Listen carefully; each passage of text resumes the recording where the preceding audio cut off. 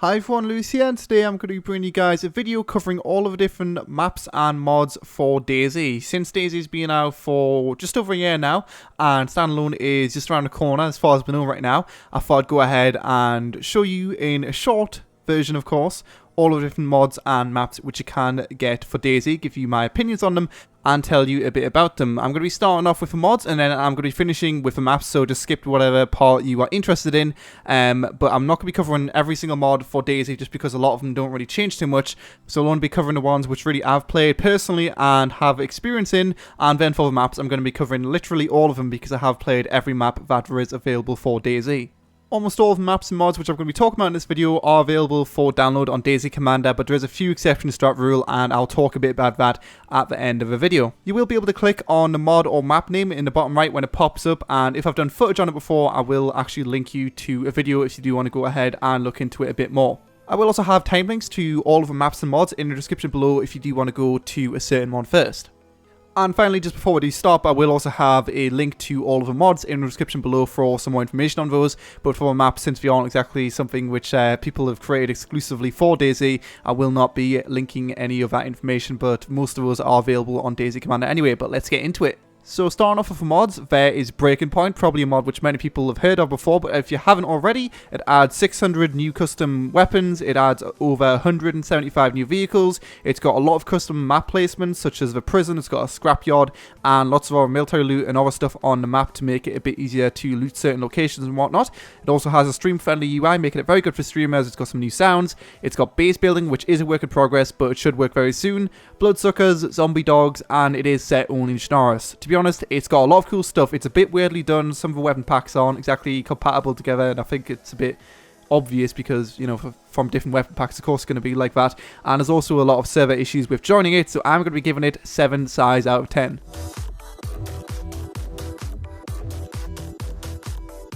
Next up is DayZero, and this is very similar to Breaking Point in the sense that it's got a lot of added new weapons, but in DayZero's case, they're actually all from the same weapon pack, so they all have similar sounds, and they all just feel as if they're, you know, meant to be together compared to Breaking Point, where they're a bit weird sometimes. It's got building interiors added to a lot of buildings, so for example in Chernarus, you can go in quite a few buildings that you couldn't before, and we've also got plans to add some more interiors, such as in the hospitals, in the future. It's got a lot of balance changes, because we have actually replaced every single weapon, except for the Enfield and the Winchester, I believe, from the original DayZ mod, so we've been able to tweak all the values of all that kind of stuff. On top of replacing all the original weapons with new models, sounds, and all that kind of stuff, they have also added quite a few weapons. They've also added a system which allows you to confirm kills, rather than just saying X has been killed in the bottom left, or saying on your debug. You have to go over to them, scroll, study the body, and actually confirm the kills, so that's a really cool feature unique to DayZero, and this mod is only set on Chernarus. It does have a really good original DayZ feel, but with a lot of really well done features, so if you like the original DayZ and wanted a bit more from it, this is definitely the mod for you, and I'm giving this 9 size out of 10.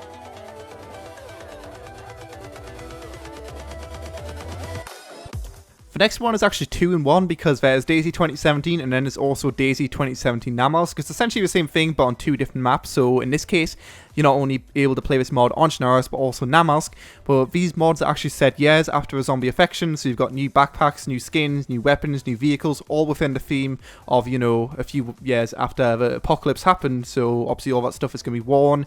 You're going to not be able to get really too high-end military gear, so there's no high-end military gear whatsoever. There's been massive changes to the loot table, so it's extremely hard to get any loot whatsoever, really. It's kind of weird, but it depends on your personal taste, really. It doesn't really have that much combat, and it's very hard to get any decent gear, and by decent I mean like an M4, and that's the end game kind of thing for 2017. But to be honest, it depends on what you want out of your mods, but personally I'm giving 2017 and 27 Namalsk 5 size out of 10.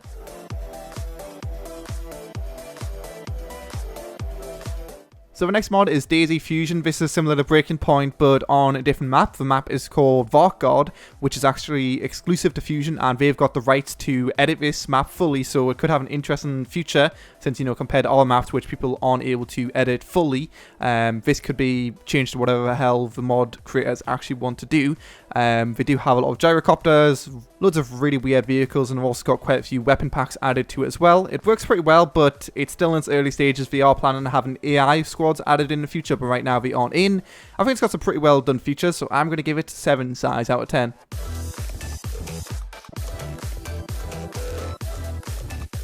Next up is DayZ Civlian. If you guys have seen my first impressions video on this, you'd know that I literally hate it. It's got a shit ton of new weapons though. It's got a lot of new vehicles, like there's an F1 in it. I really don't understand why it's in there. It's really, really weird. It's got anomalies added in which teleport you around the map. It's got weapon customization, and it is only set in scenarios. It's, to be honest, terribly executed. It doesn't really have any key direction. It's got like RP elements in it as well. It's got way too many bugs and issues, and to be honest, it's got no original content. It's all just stolen weapon packs which have put into DayZ, and that's it. It's DayZ Civlian. So I'm giving this 1 Psy out of 10.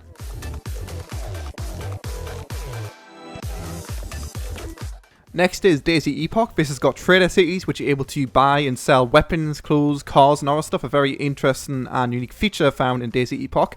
It's got a currency system which of course ties into for trading, so when you're able to buy and sell stuff with that. It's got vehicle ownership system, so you're able to lock and unlock cars, dynamic vehicle and loot spawning, so the vehicle spawns are random, which is pretty cool and different. The ability to turn into a zombie when you actually die from infection, which is kind of cool, so when you can go ahead, kill players as a zombie.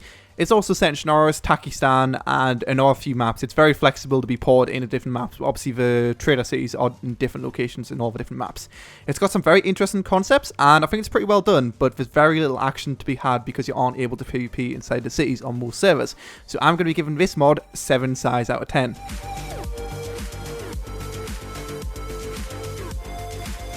Next up is a very simple mod called DayZ I44. It's the I44, which is Invasion 44 mod, fused with DayZ, which means there's a lot of World War II vehicles and weapons. That is literally it. Nothing too crazy, but if you want DayZ with a World War II theme, it could be your thing.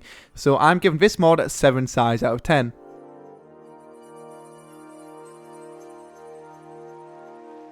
Next is DayZ Origins. It's got a very flexible base building system with multiple levels for each of the base structures, and it takes a long time to develop them. It's got a hero and bandit leveling system, so depending on which path you take, you could get different skins. You eventually build up to a ghillie suit, and also different levels affect how you're able to do your base building. There's a lot of new weapons added. You can build strongholds, which are essentially massive clan forts, and because of that, we've got the clan system. We've also got vehicle customization. You can put like ramps on your cars, and there's also a lot of new cars which you can customize as well. By a lot, I mean about 20 or so. There's quite a few different vehicles, like a bathtub and loads of weird stuff. There's also Salvation City, which is an AI-infested island with high-end loot. It's a really cool endgame location. And this is only for the Taviana map, but it is a customized Taviana map. It's a really interesting, unique and innovative mod, but a lack of action due to spawn locations means I'm only going to be giving this 9 Psys out of 10. So final mods which I'm going to be covering is a double one, which is DayZRP and DayZ Evo, because they're very similar. To be honest, I haven't played DayZ Evo, but I do know Evo is very similar to DayZRP in the sense that it's all about RPing.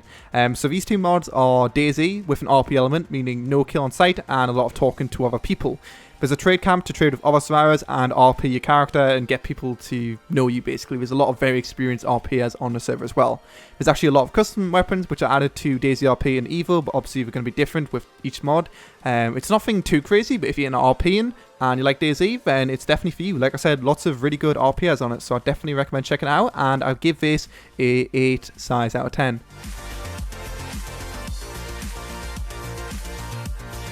So like I said, that was the final mod. So now moving on to the maps, I'm going to be doing a bit more of a brief description with these, and I'll also put a map on the bottom left of the screen so you can go ahead and get a brief overview of what exactly it looks like.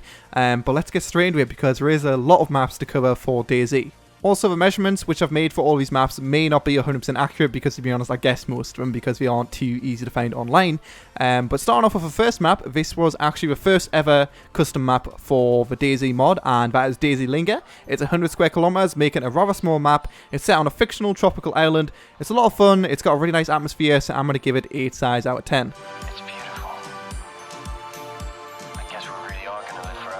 Next is DayZ Utes. It's 4 square kilometers. It's the smallest map ported for the DayZ mod. It's got a lot of action because of that, so it's a lot of fun when you just feel like playing some team deathmatch DayZ. Well, it's essentially armor, but with a lot of loot.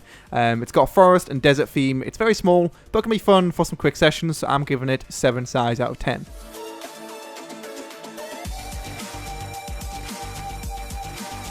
Next is DayZ Takistan. It's 170 square kilometers. It's one of the larger maps for DayZ.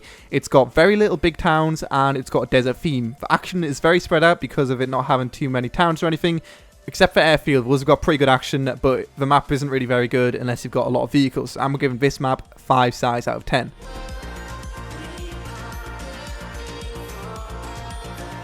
The next map is DayZ Isla Duala. It's 80 square kilometers, making it small, medium kind of sized. It's got a lot of towns to explore, and it's got a desert/tropical theme. It's got quite a lot of action due with size, and it's got a decent amount of cool areas to explore. So I give this map a 7 stars out of 10.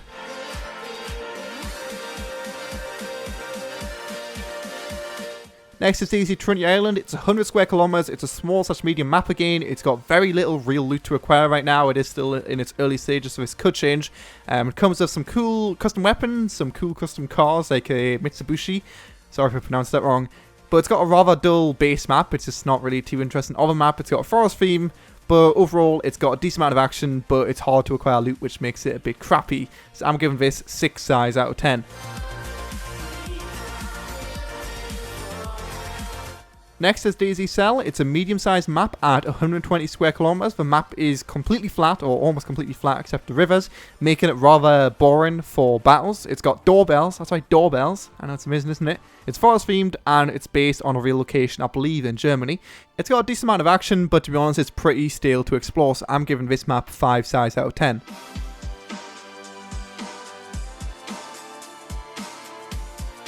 Next is DayZ Fallujah. It's 100 square kilometers, and similar to Celle, it's almost entirely flat, and it is also based on a real location. It's desert themed with one huge city taking up most of the map. It's a rather interesting concept, and it's also got an airfield at the edge of the map. Most of the endgame is at the airfield, and the airfield is pretty well done, but other than that, there's nowhere really to get any decent loot. But it is a lot of fun to go to the airfield and have some PvP over there, so I'm giving it 7 stars out of 10.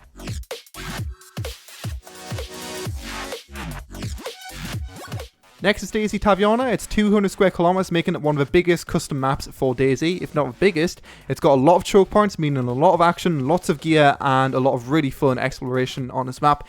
In my opinion, this is the best map for DayZ. It's got so much to explore. It's got a really good start and end game, so you know exactly where fresh ones are going to be and exactly where all the good action is going to be, making it very fair and a lot of fun to play. So I'm giving this map 10 stars out of 10.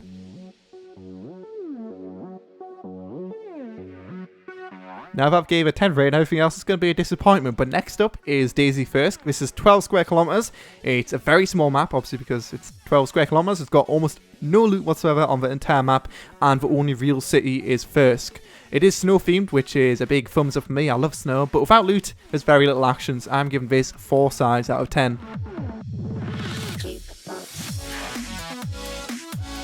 Next is DayZ Sahrani. It's 100 square kilometers, making it a medium-sized map. It's got a lot of visually impressive locations. It's a very nice looking map, and there's a lot of loot to find. It is desert themed, and it's a lot of fun to explore. It's got a lot of action, a lot of cities, fun times. 9 stars out of 10.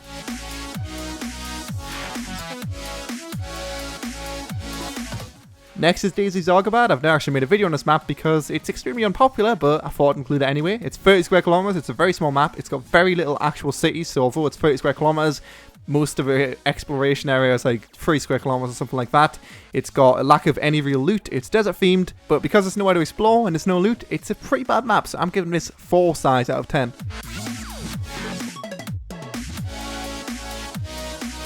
Next is DayZ Ovaron. It's 100 square kilometers, which makes it a small/medium map. It's actually mirrored, so it's not really as big as it claims because, it's just double the content, but it's the same thing.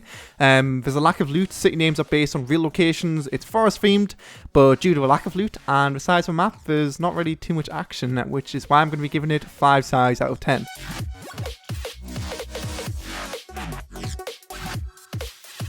Next is DayZ Panthera. It's 90 square kilometers, which makes it another small/medium map. It's very nice visually. It's got a desert/forest theme. It's very spaced out in terms of the cities, but it's got a lot of loot. It's very mountainous, which creates very interesting situations for combat. It's got a lot of action because of the size and the way it's spaced out. There's enough loot to make it very interesting for fights as well. So because of that, I'm going to be giving it 9 stars out of 10.